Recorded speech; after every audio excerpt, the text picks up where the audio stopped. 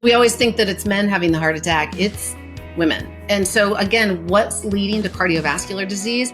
What, if anything, as women, can we reduce or remove that might be overloading our system?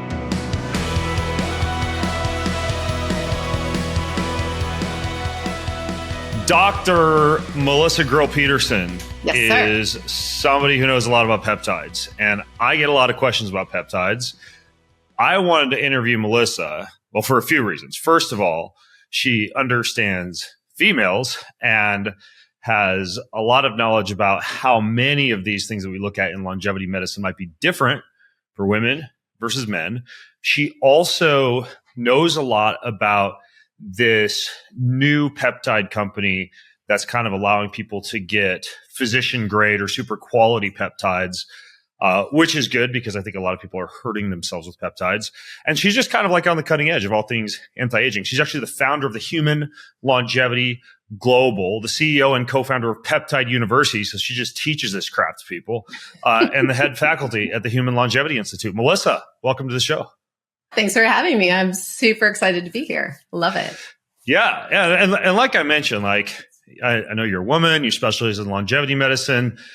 This might be kind of like a loaded question, Okay. but how do you kind of approach the idea of female longevity? Like, are there things that you look at that are different than what you might look at in men? Well, yes, loaded question. First and foremost, women, we have hormones, obviously, as men do, that are really targeted by the effects of stress. And so when we begin to think through a longevity lens, how do we live longer better? The way I first approach it is by way of health span. So when we look to say, how can we live longer with fewer side effects, symptoms, disease, symptomatology, it's always about an upstream approach. And so for women, we look at the cyclical nature of our hormones and we think, okay, we have pre, peri, postmenopause. We have ebbs and flows, and it is different as we chronologically age of what's happening with kind of the levels, obviously, of hormone fluctuation, the demands of life, aka stressors that are causing cortisol surges and different demands on the system. So I'm one of those people, Ben, that as we kind of start to talk, I can talk a lot. So I'm going to just kind of ease my way in and chunk it down. The easy answer is, yeah, there's a difference. And when I'm going to approach it, I'm going to first say, where are we at? Where do we want to go? And let's look at the factors that are informing and influencing this human system. That's kind of step one. Got it. Painting with a broad brush. Let's start with diet. If you have a woman and she comes to you and she says, okay, number one thing is I want to feel good as I age. Maybe she doesn't want, maybe she's not like 50 years old, wants to look like she did in a bikini when she was 18, but she just wants to look, feel, and perform well with age. Do you have any special way that you tackle the dietary component or a specific nutrition approach that just seems to work for a lot of aging women? Yes. So one of the things that we see that affects aging women the most is metabolic inflexibility. And I think that's really kind of at the root of so much that's accelerating that rate and pace of biological aging breakdown that leads to a increased risk and rate of all-cause mortality and chronic disease. And so when we start, it's always about start with terrain first. And so my methodology is first understanding quality of inputs into the system is going to drive the output, right? So we can talk all about fun things epigenetically, but when it comes to nutrition, I think the first place I start with is to say, okay, how do we get you are you metabolically flexible? 3 out of every 4 women are not historically. Does that, by the way, mean like they have insulin insensitivity and a lot of glucose fluctuations, don't burn carbohydrates well? Or what do you mean you say metabolic inflexibility? Absolutely. So we are not creating efficient fuel sources. So there's carbohydrates, there's fat, 2 main fuel sources, right? And so we are just not using either. I don't know. There's alcohol and well, you're right. You're right. That's going to break down to it. True. I mean, you're absolutely right. We've got ketones, 100% when we think about that. Yes. So historically, when we're thinking about what we're kind of taking in as our main, right, sources of nutrition.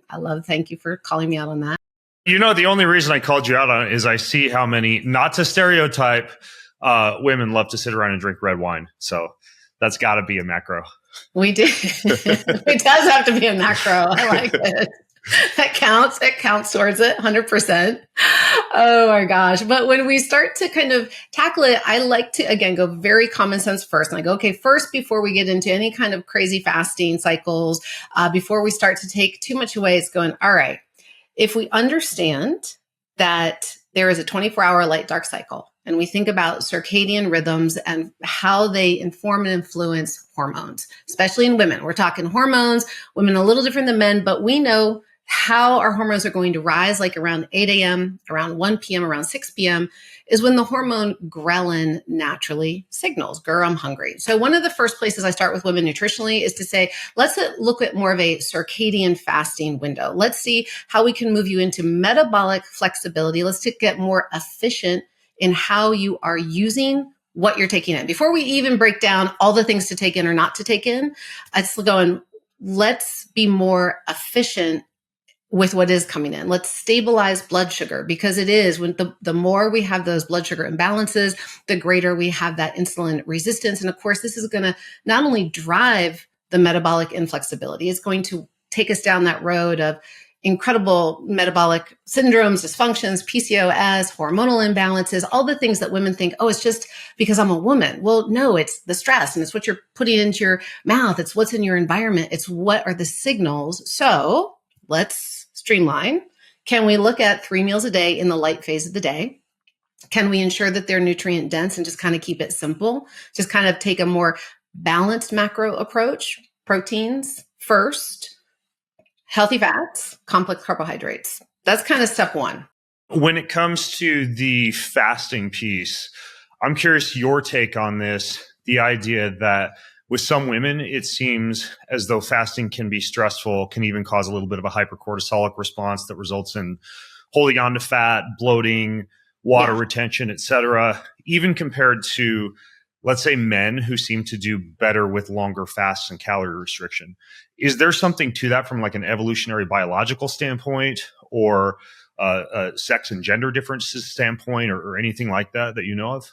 I actually don't. I would imagine that there probably is. I could sit here and get intelligent with saying, well, as we think about just our ability, fertility issues, and how we need to really store, we need to be able to, be efficient with what's coming in so that we can go ahead and keep be fertile and childbearing. But I think in today's modern age, when we kind of look at what's happening, fasting has become, it's such yes, it is incredibly effective, rather, when we look at, from a longevity standpoint, we look at caloric restriction, we look at the benefits of decreasing some of that calorie intake, but we've gotten to a place where we are fasting for these elongated periods of time, and it is more of a stress on the female system, because as we're kind of, again, looking at those hormone fluctuations, we need certain nutrients at certain times of the day to be more efficient with just our energy expenditure, kind of bringing it back to metabolic flexibility. And so it's in the way we're kind of evolving and using it, it's almost like we're working against ourselves the more we get into some of these crazy fasting windows. When we're trying to help ourselves, it can have a short-term gain, but a long-term negative impact on the system. Yeah, for me, kind of like a combination of research and then just anecdotal experience working with clients.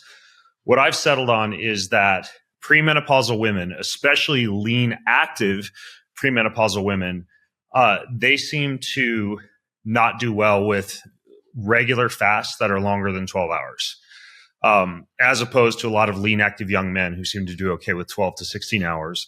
And I'm talking about this from like a fertility, stress, HRV, strength, performance standpoint. And then postmenopausal women seem to do okay with longer fasts, kind of similar to men. So it seems to kind of like change across the cycle. And as we're more in those childbearing years versus non, right? Like the need for more nutrient dense food. And it is, to your point, again, like if we can bring it into more of that circadian window and really think in a balanced state, moving kind of with those cycles of nature versus trying to be so hard against it, we're working with our body versus against it. And it just brings, the way I think of it, Ben, is almost like, race car driving, right? And so I'm just like, when we have so much metabolic imbalance right now, and again, whether it's busy schedules, I'm getting up, I'm getting out the door, I'm racing with the kids, I'm stuck in traffic, I've got too many demands on the system, I'm scrolling all the time, whatever all the load onto the modern woman system is, because she's not just able to stay in the tribe and raise the child. She is literally wearing all the hats, going out and working and coming home and raising the kids. And so the demands on her system are much more extreme than they were, 100 years ago, for sure. And so all of a sudden it's like, when we get into this place where we're out of sync and out of balance, because, and I know your listeners know, cortisol is going to be a great driver of metabolic inflexibility, of weight gain, of glucose dysregulation, of insulin resistance, because we're constantly surging cortisol, we're constantly dumping glucose, and we're not, it's always as if we're in that kind of state of fight or flight, so to speak. And so from that standpoint, if we can use nature, if we can use our natural clocks to kind of catch a break, so we don't have to work against ourselves, but we can work with ourselves. And we just look to going, all right, if I get up and I delay my coffee and I get a nutrient dense breakfast, I really get heavy protein, I get some really good healthy fats, and I give myself some complex carbs. I don't try to keep it all away. I nourish my body, and I do it in time with when those hormones want to naturally cycle. I'm already in more of a, I'm in a more metabolically active state. I'm better able to utilize what I'm taking in. I'm in a more fat burning state. So we're fuel efficient. But most women are skipping breakfast, right? They're doing a lot of caffeine. Maybe they're eating a little bit of lunch, a larger dinner, and too much wine. And so we're kind of inversing the way the body wants to naturally use the nutrients. And so when we kind of hold off food until later and later in the day, by around 2:00, insulin's coming online. We're naturally moving into more of a fat storage cycle. And so now we're sitting down, we're eating heavier meals, we're spiking our blood sugar, we're postponing digestion, we're interfering with sleep cycles. And so we really end up flip-flopping, especially as women, like the time that we need to restore and rebalance, just like how we set ourselves up at the day. The beginning of the day determines, how healthy and effective we're going to be throughout the day and into the evening. So we can do well by starting earlier, better.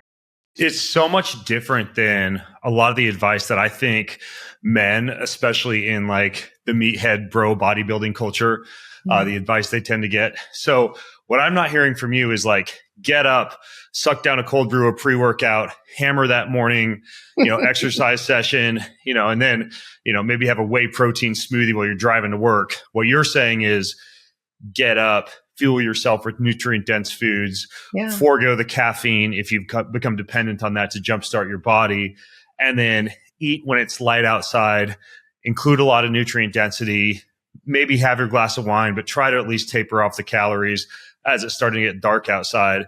And to me, that sounds like a pretty good life and a good approach. There are some women who are going to want to kill you, though, for saying delay the coffee. I know. Ladies, listen. And here's the deal. Like now, Ben, you have an audience that's incredibly, many of your listeners are optimized. And so when we're optimized, we can take a different approach. But it's, again, if we think about when we're coming from a place where 3 out of every 4 women predominantly are in metabolically inflexible or deficient state, overweight, obese, type 2 diabetes, PCOS, they've got some type of hormonal imbalance, right? They can't do what the optimized woman can do. We have to approach it and be a little gentler and kinder to ourselves. And yes, of course, then we've got, as we are, pre-menopause, as we're periods, we're still in our childbearing years, we're cycling. And so as we move throughout the month, we have different hormonal, demands also of when we're needing to eat and when we can be a little leaner on kind of those nutrients coming in. And so ladies, don't shoot the messenger. But the reality is like, listen to your body, and I think that's the unfortunate part, Ben, is that we listen to amazing shows like yours and we hear so much advice and we somehow hear the information that's really fit for men and we somehow think it's supposed to fit us. And so when it doesn't quite fit, then we're like, oh, I just got to try harder. I got to, like I've got to go in more. I've got to work hard. I got to do more. And it's like, no.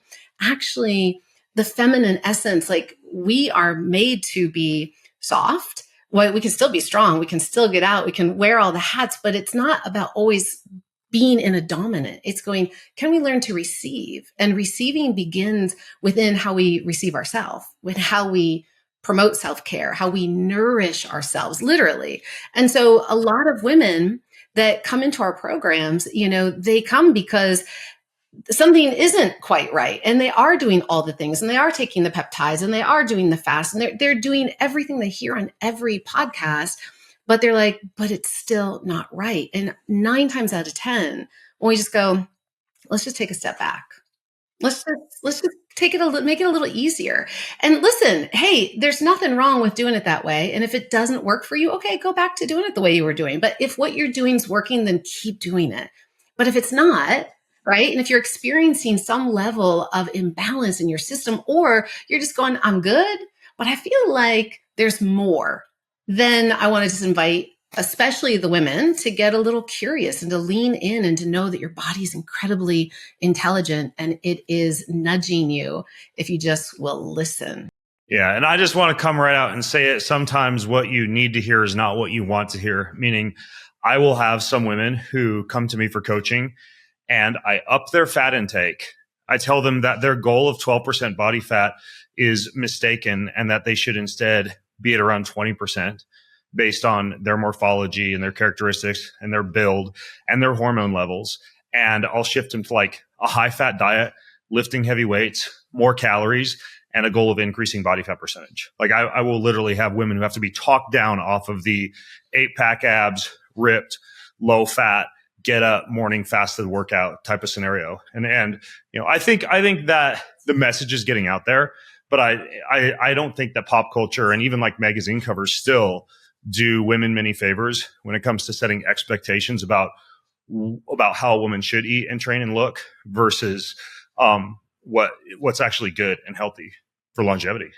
I agree 100%. And I think because of it, again, there's so much what's reinforced to us doesn't necessarily make us feel like it is safe and okay in our system to feel accepting and to even enjoy. Like every day I think about, it's okay I want to be strong and soft. And for the longest time as an athlete, it was strong, rough, like and then it's like, but also as a woman, it's strong and soft. Like that's kind of how the body is designed. Like even if we think about, the changes of how we're going to hold weight when we are going to have a child and what's needed and what's necessary.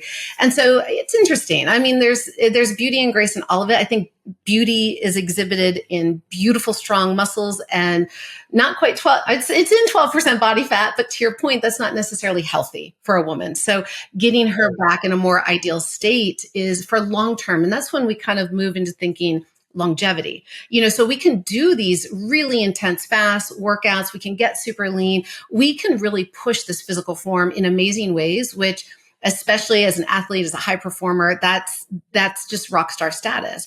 Yet then when we start to move chronologically, and I'm now in my 50s and I think of things very differently than I did in my 20s or 30s.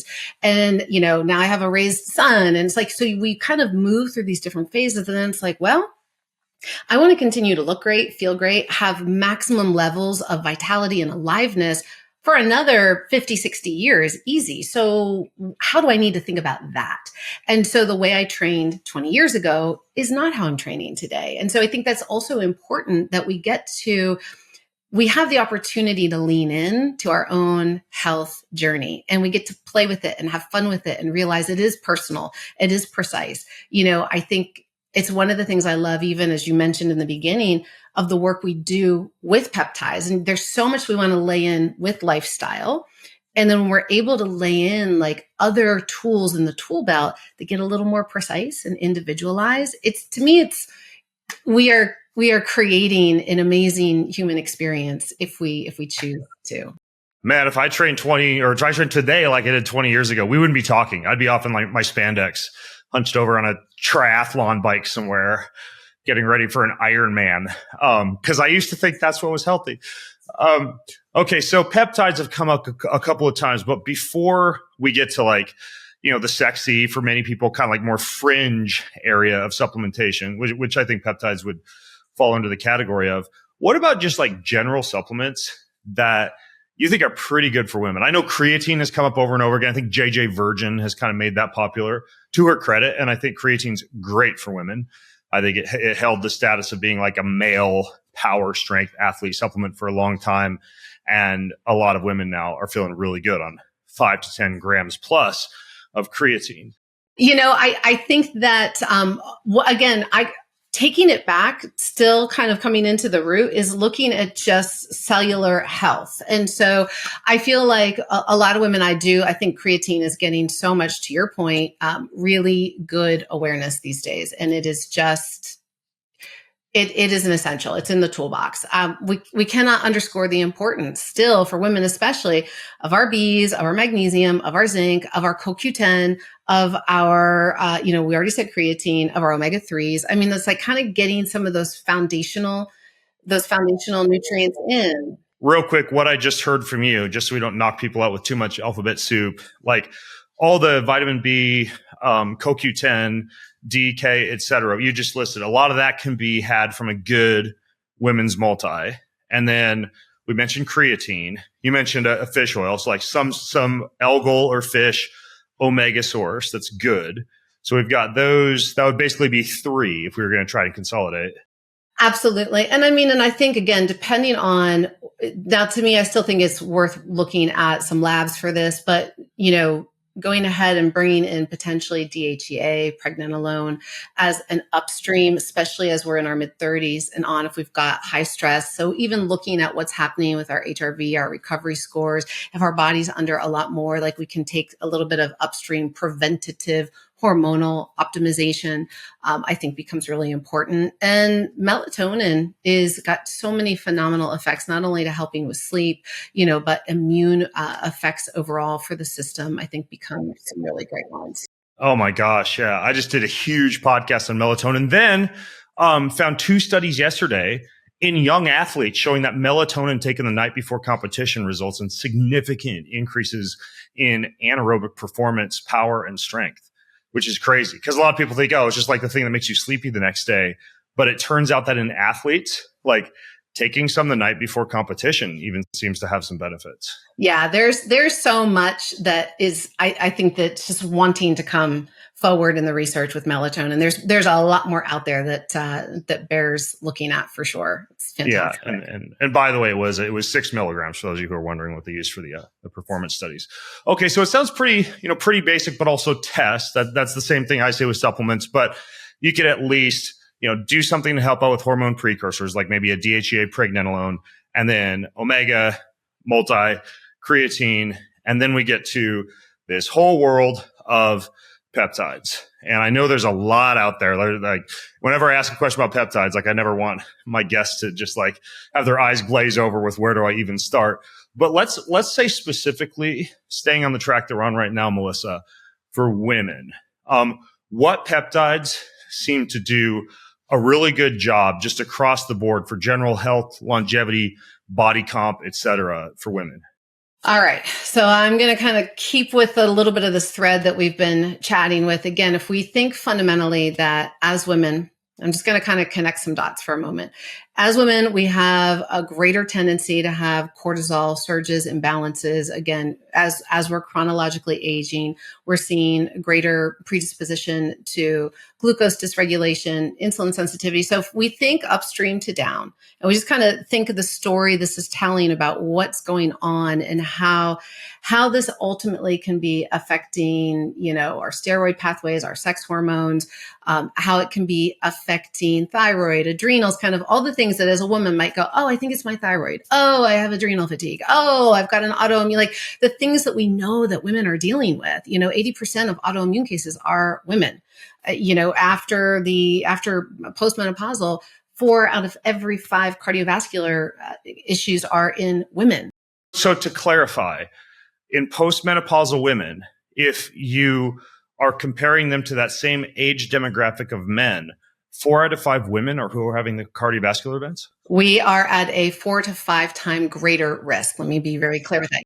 Yes, Got greater it. risk, Okay. greater incidence. Thank you. Okay. Yes, to be That very is clear on still that. that is still profound. Okay. Yes, Got it. absolutely. And so we always think that it's men having the heart attack. It's women. And so again, what's leading to cardiovascular disease? It's kind of rooted in this, and I'm just using metabolic inflexibility now as more of a term just to give us this place where we're having this very pro-inflammatory state in the body, lots of cortisol, lots of glucose imbalance, lots of insulin, just, all that stuff that's leading to, again, a hormonal imbalance. So now when we think about peptides, and even backing up, so we looked at food, we're talking circadian rhythm. We can't say enough about proper sleep. And we kind of already touched on that. So step one, what's happening in the outer world? What, if anything, as women, can we reduce or remove that might be overloading our system? And whether that is food, whether that's a toxic relationship, whether that's, staying up way too late with blue. And I know your audience should not have any blue lights on. I'm sure they're not, but just saying, just a reminder, best practices.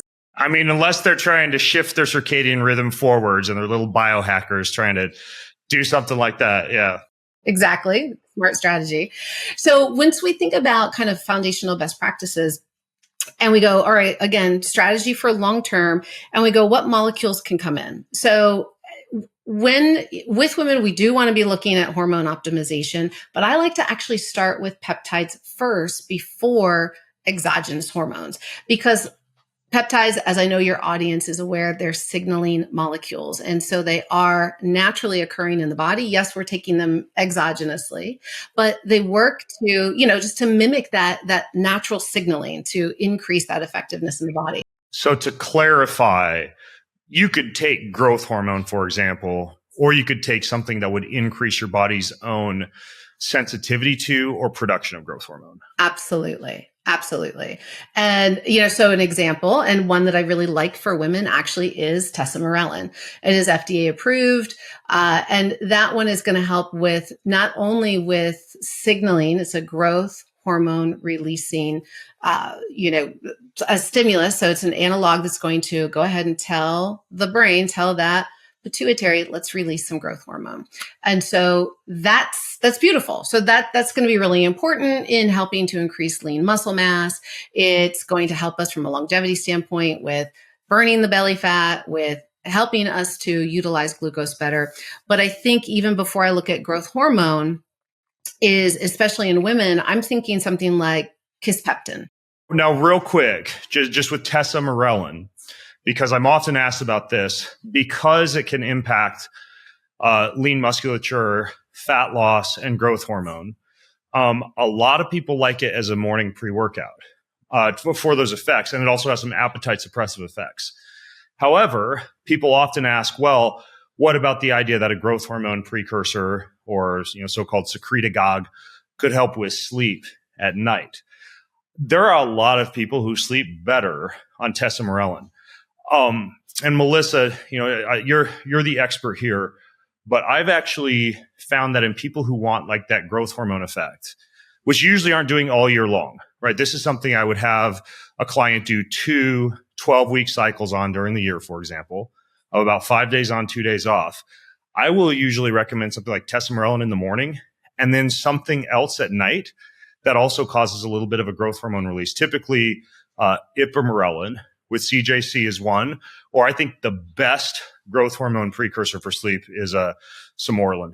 Yeah, nice. Okay, I like it. And I'm with you. So yes, when we are thinking about growth hormone is when we take it in the morning, to your point, exactly. We are going to get those gains from it. When we look at when it's naturally pulsed, it is also coming online very naturally at night. And that is going to help us to go into deeper sleep. And so it's interesting. I find that these molecules is kind of finding which one is working best for which person. And for women, we find a lot of, I'm going to say really clearly, it's kind of a 50-50 split. So I'd say 50% of my women love it for sleep. They get amazing sleep and they're like, I'm taking it at night and this is my jam. And others, they're like, it disrupts my sleep. I'm very sensitive to it. And it's really interesting because it's not having a massive IGF-1 surge. Like, So when we look at these, growth hormone options, it's kind of, all right, what's creating a load? What's impacting potentially cortisol and or IGF-1 in a way that, again, it could impact overall cortisol, blood sugar levels. And so that's some of the things that can happen at night. So I like what you're saying about Sermorelin. That's an oldie but a goodie, right? That's one of the OGs. And so I think that it's always for what reason. And so I do like the idea of bringing it in the morning, but it's very personalized. So I'm going to start women more at night if we're wanting really to go ahead and get deep sleep. For a lot of women, we need that. But I might even back up before I start them at night on that. I might go ahead and do really some pineal gland activation. I might do something with Epitalon, and bring in the testosterone in the morning, to your point. Now, I know you're just about to talk about kisspeptin, but before that, you also just mentioned Epitalon for the pineal gland. Tell me about that. So this is really a molecule that's got some of the best research from a longevity standpoint in what it's doing with activating telomerase and how it's helping to, shorten, what do I want to say? Not shorten. It's helping to lengthen or slow down. I couldn't get my darn word out. Decrease telomere shortening, something like that. Slow down the shortening of telomere length. Thank you so much. So, but what's happening with this specifically is, yes, it is really great for helping to really rebalance that circadian rhythm. And it's doing it by way of the pineal gland. And so when we look at some of these molecules, and this kind of gets us a little bit into the bioregulator category, which maybe we'll talk a teeny bit about as well. But these can get very tissue specific, gland specific, organ specific. And so it's almost regenerative in nature to it. But by helping to work with restoring this circadian balance, it's helping to promote just deeper sleep, increased melatonin production, regulation over cortisol in the morning. And it's really because that pineal gland is helping to govern really what's happening with this circadian cycle. And so it's just really targeting the activation of that within it.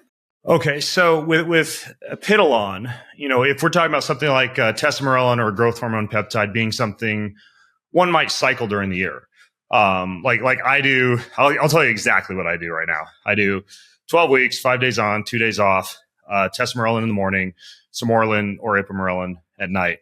I do that twice a year, and that's going to vary from person to person. That's what works for me. And then something like Epitalon or Epitalon, you look at some Russian research and they're doing just like 2 10-day cycles a year of a high amount. Other practitioners have other approaches, especially for your patients and the people you work with. How do you recommend cycling or using Epitalon? Yeah, typically we start with looking at the twice a year protocols. However, it really depends on mild, moderate, severe, and complexity. Where are they at? Where do they want to go? What are we dealing with? So again, when we're optimized, a twice a year protocol is really great. If we've got somebody coming in that sleep is a key issue in their metabolic dysregulation, they're not sleeping well, they're not recovering, where, their HRV is tanked, we're just not able to build up that resilience, so to speak, then we're looking more at a quarterly protocol. And especially kind of year one.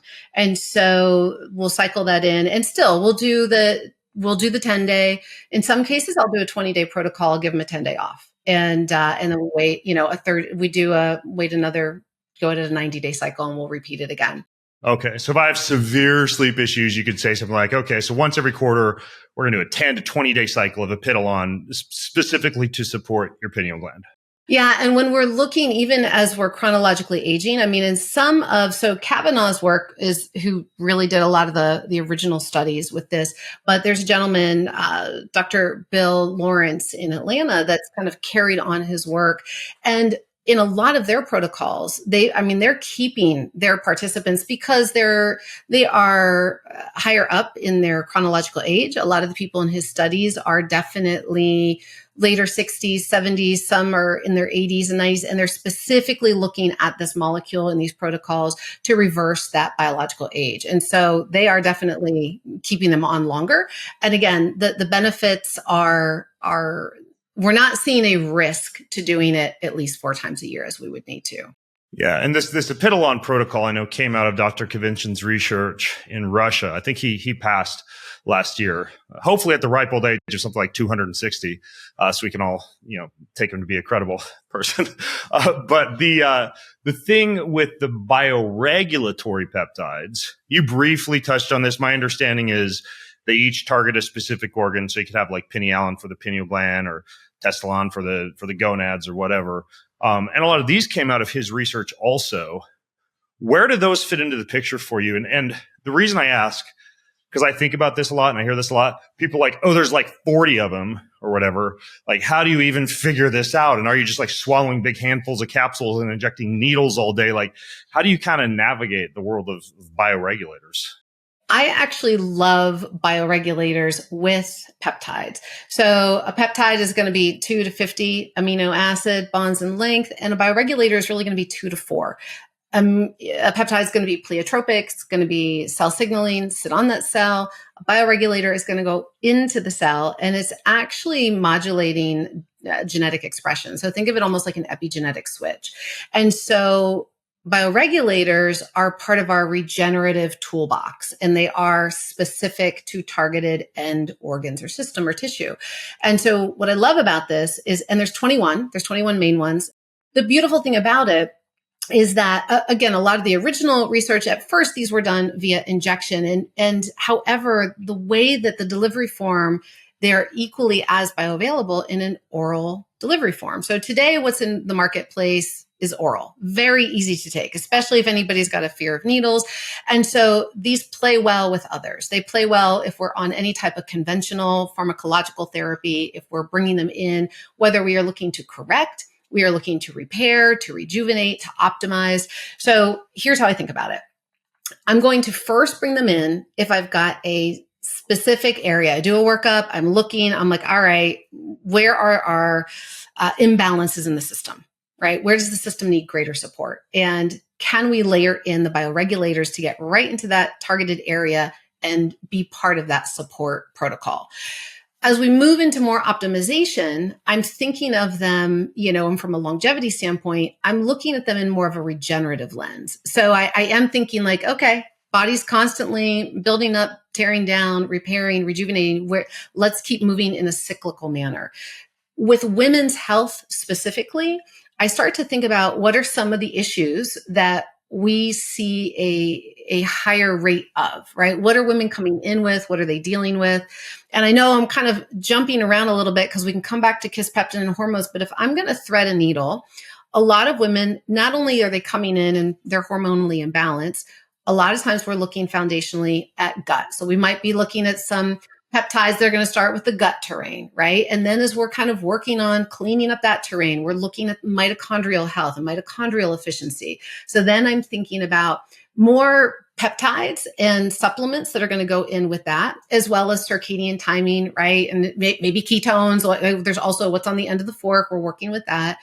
And so then the next thing that we're really seeing a lot of is as we start to move into hormones and what areas specifically. So are we having fertility issues? Are we having, when we think of hormones, are we talking sex hormones? Are we talking endocrine systems like thyroid, adrenals? So now I might actually bring in my bioregulators to target some of those. So if I'm doing a protocol, let's say I'm going to do kisspeptin. So kisspeptin is going to go ahead and be that early signaler for luteinizing hormone and follicle stimulating hormone, which is what's going to help to increase the production of estrogen and progesterone in women. It's also going to help to increase testosterone in men.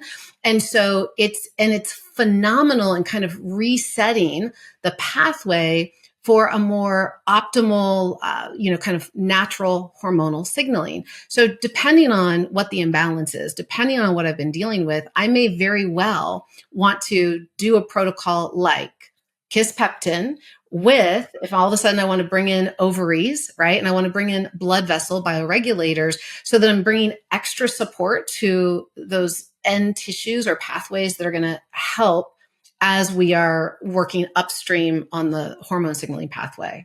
Okay, got it. So what I'm hearing, especially when it comes to the bioregulators and the fact that there's 21 of them and it can be confusing, is you will get on a call or have a visit with a patient and say, okay, we want to target hormones, cardiovascular, and let's say like fertility, for example. So then you would pick and choose off the shelf specific bioregulatory peptides that support that, a few different peptide support compounds like say kisspeptin, and tesamorelin and Epitalon, maybe if sleep was part of the issue. And then you would combine that with maybe some of the things that you talked about for the gut and the metabolism, like ketones. I don't know about the gut. Let's back up. And I mean, we would be so remiss. And yes, you're right. You just did a perfect synopsis, but like, let me not miss the big elephant in the room, which is freaking GLPs. So, I mean, that's such a key component of just about any protocol for women's health. It's fundamental, whether we're using it for weight loss or we are using it at a lower dose and we are doing it in a more, again, metabolically optimized way. We can use them in different doses, different strategies, different timing based on what are we seeing in the system and what do we want to drive the system to. Yeah. And when you say GLP-1 agonists, Melissa, a lot of people probably just think appetite, fat loss. But the emerging body of research, I mean, you used the word pleiotropic a while ago. It does not refer to anything related to ballet. It means system-wide effects. So when you look at GLP agonists, you're seeing cognitive benefits, cardiovascular benefits, blood sugar regulatory benefits, metabolic benefits. Of course, the body composition and the appetite control benefits. I mean, I'll come right out and say it.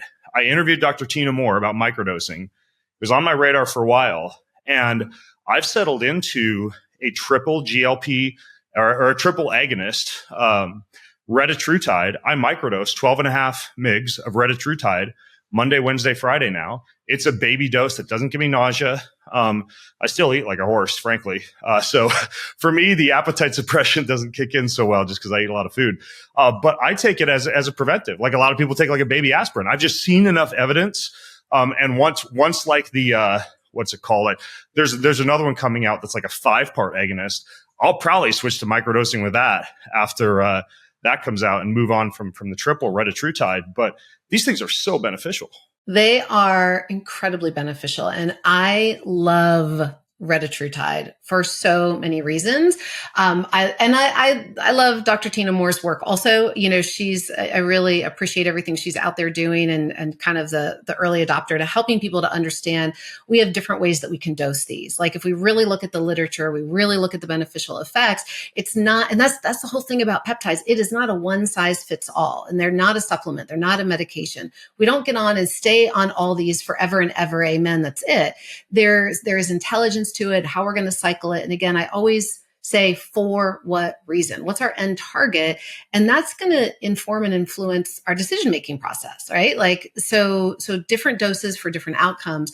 But one of the things I love about it so much, Ben, especially for women, is if we kind of go back to this driver of cortisol, and it might seem too simplistic, and I know we've beaten the drum of it at different times, just kind of at large in media, but I feel fundamentally like women, we just don't get it. We don't understand how much we are holding in our systems, whether it's traumas, big T, little T's, it's the demands of life, but the amount of cortisol that is constantly at play in larger, not only larger doses, but beyond when it should be surging. There's that natural decline. We kind of look at, again, the pulsatile manner of how cortisol is supposed to work in the body. Right. You want that big surge in the morning for accelerating sleep drive. But yeah, if it's still that high at 11, there might be some issues. Exactly. And so what I love about retatrutide is that, so if we think about this, every time there is a stress event, like, okay, we're stuck in traffic. Like this email came, whatever, like a thing happens that stress to the brain. It's similar, equivalent to about 24 grams, like a candy bar's worth of, glucose being dumped in to the bloodstream to handle the stress event. So I've got fuel in the system to fight or flight. And as women, because we are now more than ever wearing so many hats, and we are stretched quite thin, and we're trying to be it all and do it all. We are just a cortisol surging machine. And so we have constant glucose dumping in. And what's so phenomenal about retatrutide is really the effects of having that triple agonist, that glucagon, that is going to help to really slow down the amount as well as the receptivity of how it's utilizing, right? What it's doing with glucose and with how it's breaking down the triglycerides, how it's putting us into a more lipogen. So we start to use fuel really efficiently. Obviously, we're not dumping as much. We are steadying it out. It's kind of like we got a smooth burn rate. So we become so much more efficient. And then that's less of a stress on our system. And it's magic. It is so freaking good. I love it. I also take a low dose. I take it twice a week. Just again, really more for the longevity effects, for them, not for weight loss. I take it at this point, but I love it for weight loss. I mean, the research on it for weight loss is outstanding. And it takes less time and you get a greater result, and then we can move to lower doses for more of a maintenance, if you will, if you want to call it that, kind of proactive approach to metabolic health. Yeah, I took a standard dose of Ozempic once just to see what it was like. I'll do things like that just to kind of know what it is that a client is feeling when I'm talking to them. And I'm like, gosh, I've been telling all my clients to eat more protein and calories and get in the gym more, but I'm nauseous when I sit down in front of like my favorite ribeye steak or protein smoothie. So I have no energy when I go to the gym to do anything except like walk and do some crunches. And it's one thing to say, eat more protein and get in the gym. It's another thing to feel like you're going to throw up when you have protein and have no energy when you walk into the gym. This is why I'm a huge fan of the microdosing strategy.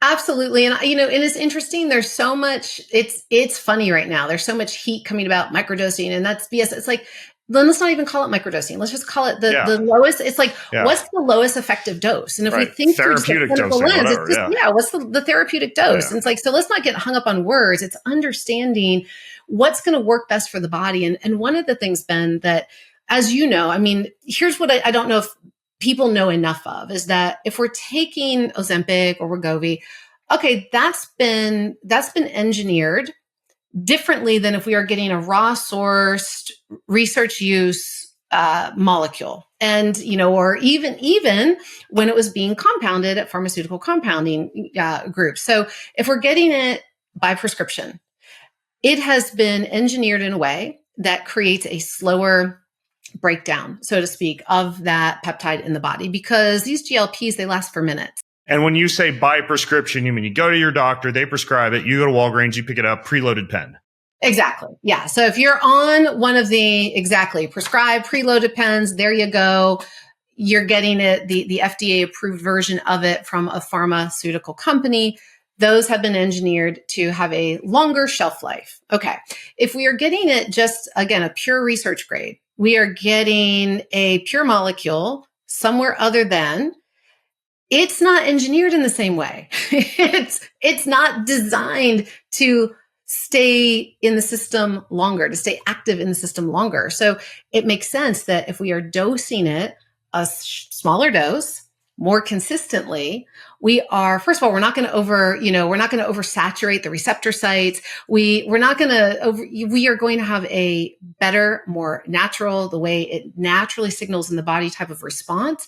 We're going to feel better. We're going to have greater results. And it makes more sense. It just makes so much more sense.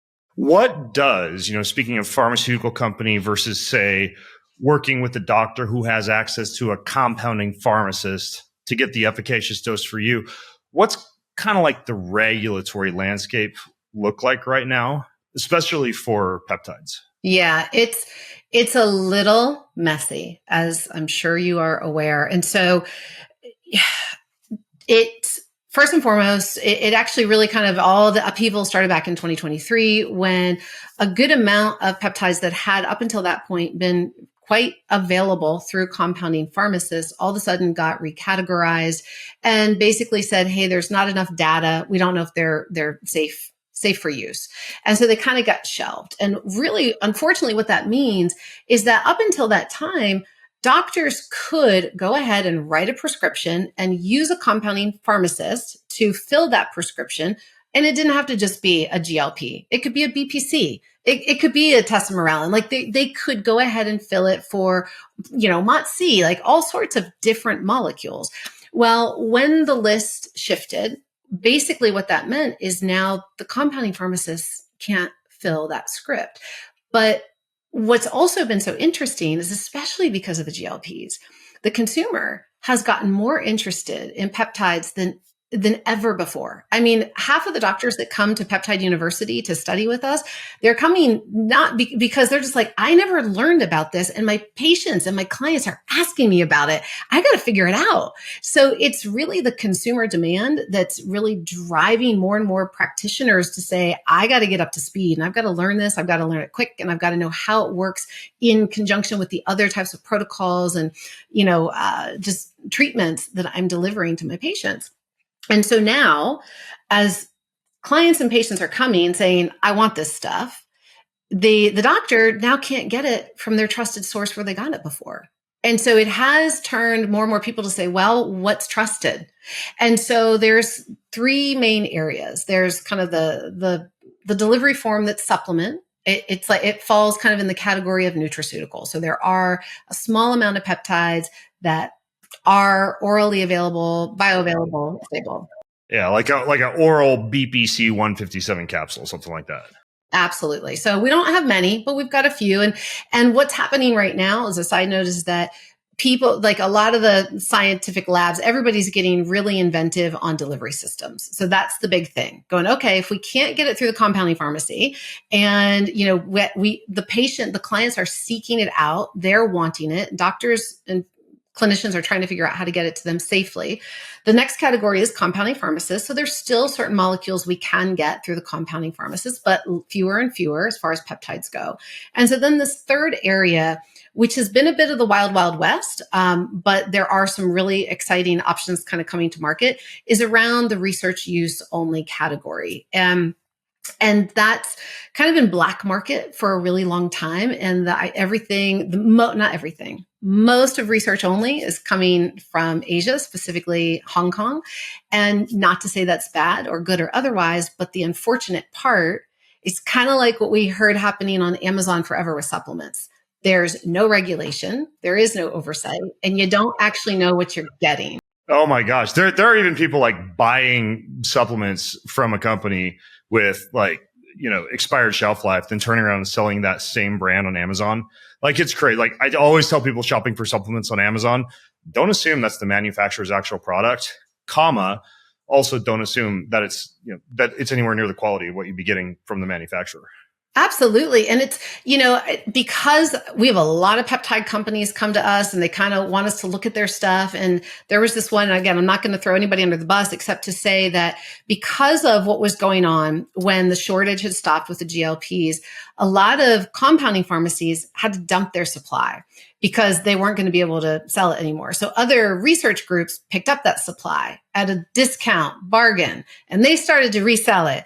And all of a sudden, all these stories from everywhere, people going, this doesn't work. This is crap. Or this is like, why is this literally turning into an opaque, thick white paste? Or worse yet, I have had, it started happening about 10 times a month. Instagram messages, comments, direct messages, texts from friends. I injected this peptide. I'm in bed right now. I feel like crap. I've had this histaminergic reaction. I've got diarrhea.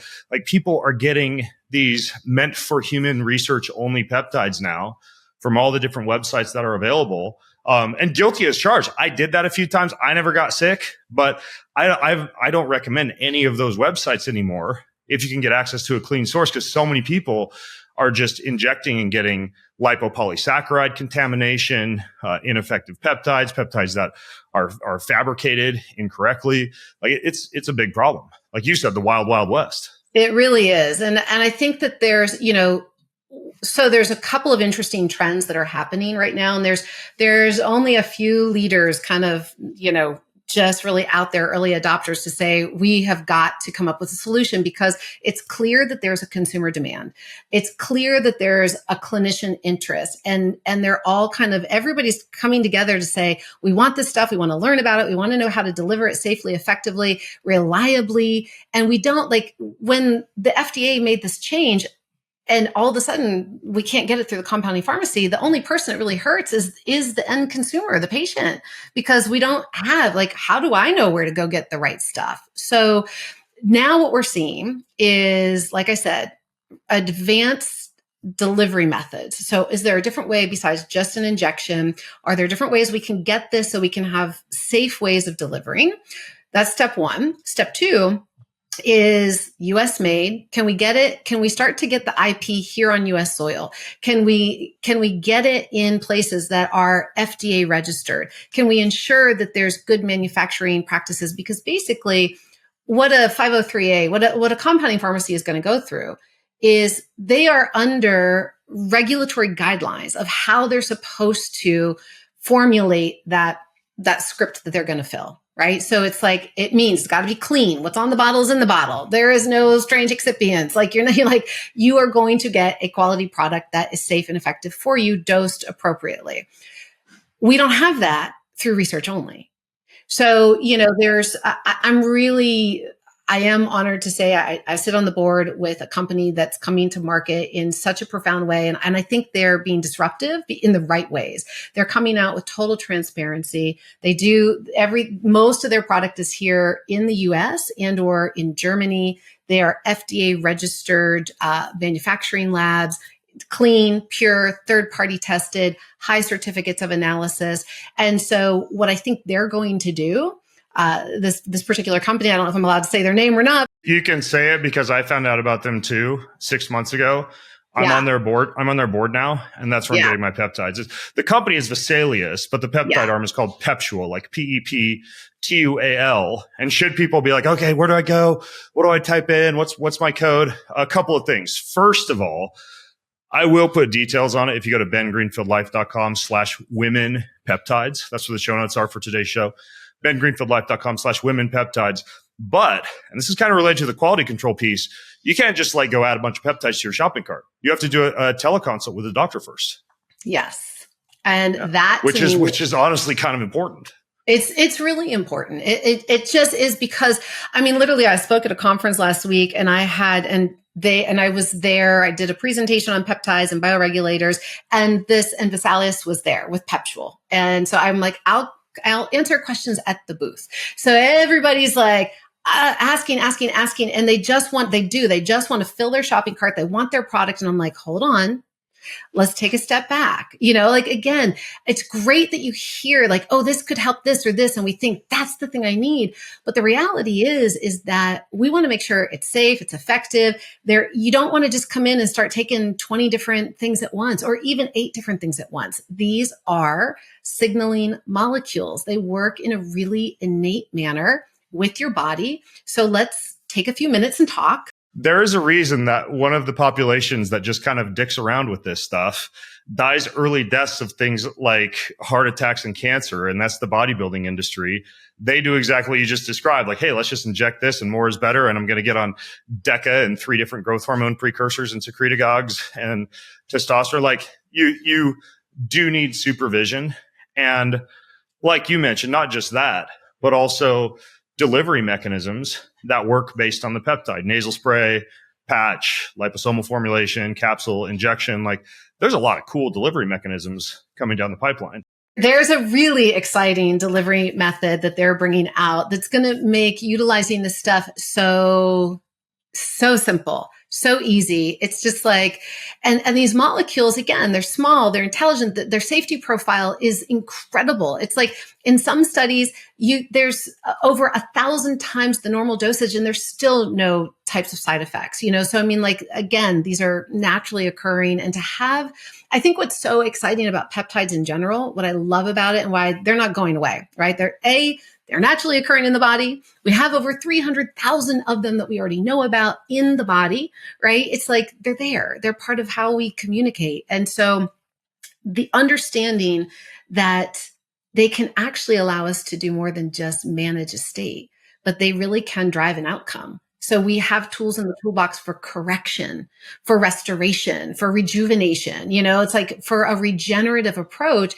And so then when we come all the way back to kind of where we started from a longevity standpoint, this takes us, Ben, one of the things I teach our practitioners all the time is, as consumers and practitioners, we've all been taught for so long to focus, to beat the drum of the problem and to think about, well, I don't feel good. I have a symptom. I've got a problem that needs to be fixed. So we're always thinking about a problem that either has to be fixed or managed. And so we'll do a thing. We'll either fix it or we'll manage it. But the healthcare model only takes us into this management state, or this idea of, okay, you don't have the problem anymore. And that's what we think of as homeostasis. But what none of us understand, and thank you for being such a voice in this, but what practitioners get to do a better job of understanding is that our job, and what I'm saying is healthcare 3.0, it's no longer about just managing and treating symptoms and problems. It's actually about optimizing the system. So yes, 3 out of every 4 people are going to have those problems. Let's get them to baseline. But then let's actually work with the intelligence of the body to create resilience, to create rejuvenation, to increase strength, vitality, aliveness, capacity, because the innate design of the system allows for that, if we know how to give it those signals, give it that support. And so I think where healthcare is headed, where small molecules are going to be such a supportive element in this overall path and trajectory forward, is there's always going to be a certain level of treatment and management. Because yes, I'm not dismissing the fact that we have a large amount of disease, we have a large amount of sickness in our current healthcare system, but it doesn't have to continue to be that way. And when we look at molecules, when we look at what's available, and we look at delivery systems, safety, efficacy, this hunger, this desire for people to say, I don't want to just keep beating the drum of the problem. I actually want to get better, be better, and live better today, and for as long as, and longer tomorrows, and keep going and keep going. And I think that's where we're at. I think about fitness 3.0, kind of like how you say medicine 3.0. Like, you can look at a knee as something that you rehab after an injury that you let happen because you didn't have injury prevention methods in place. That's 1.0. 2.0 is you can strengthen your knee to rehab it after an injury, or to even prevent an injury from occurring in the first place. And then 3.0 is you can get your legs as freaking strong as possible so you can just go for the rest of your life and not have to worry much about your knees at all. Completely. Exactly. Such a beautiful analogy, and fits right in. Okay. So, two last questions. Vesalius's Peptual arm, where people get peptides. I kind of gave my bastardized description, but basically people can go to the website, they get on a call with a doctor. The doctor is able to then advise them about which peptides they need. Maybe somebody listening to the show and they're already coming in like, hey, doc, these are the 5 peptides I'm actually super interested in. They can kind of mix and match with the advice of a physician as they go through that system.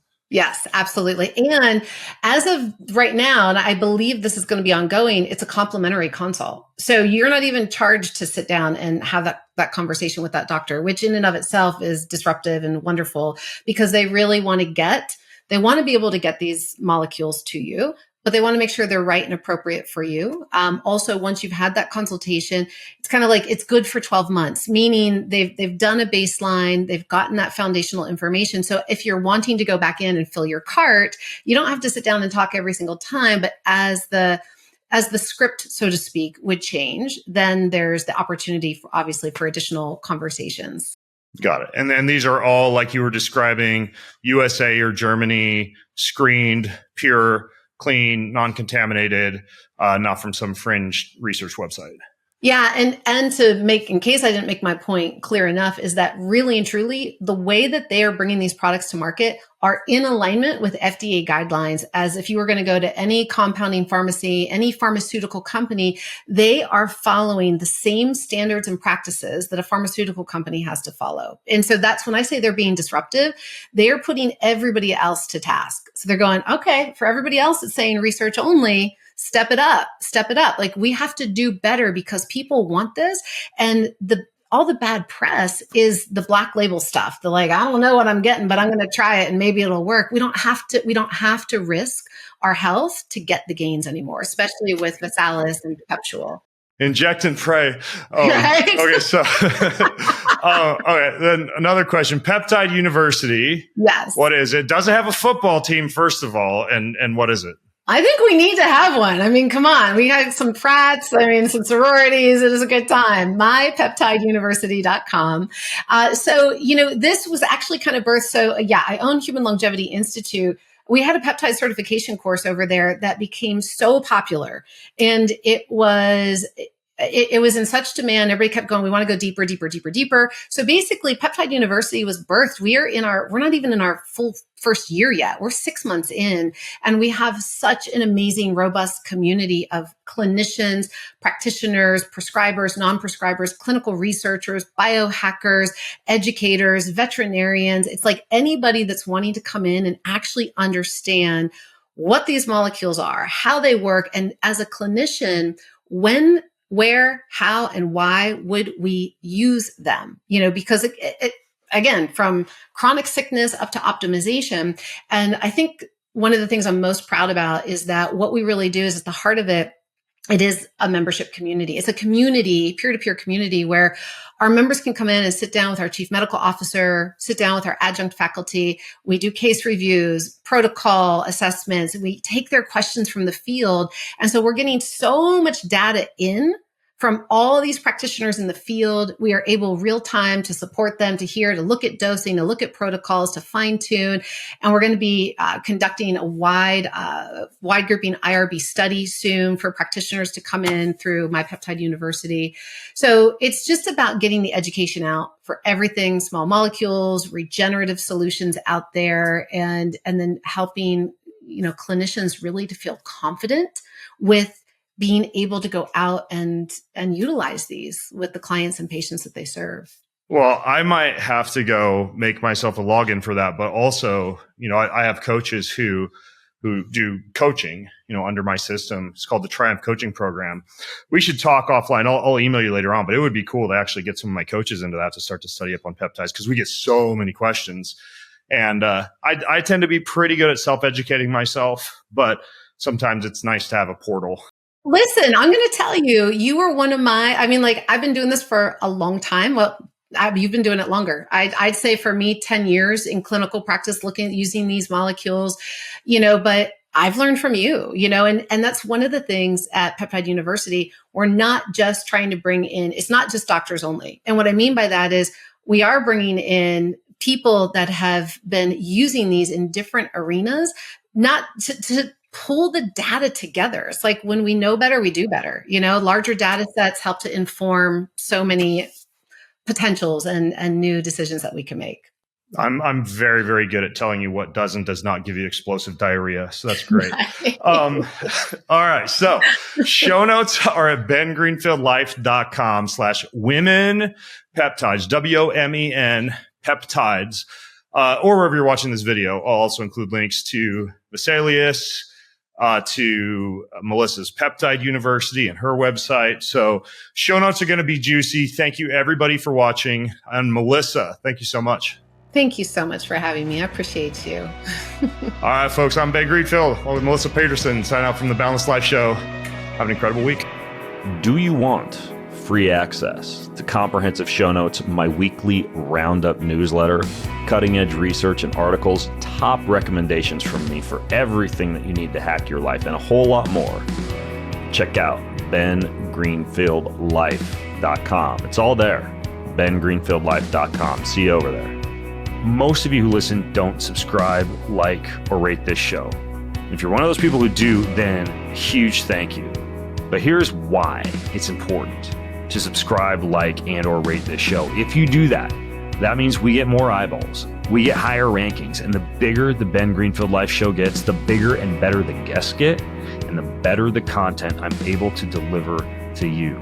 So hit subscribe, leave a ranking, leave a review if you got a little extra time. It means way more than you might think. Thank you so much.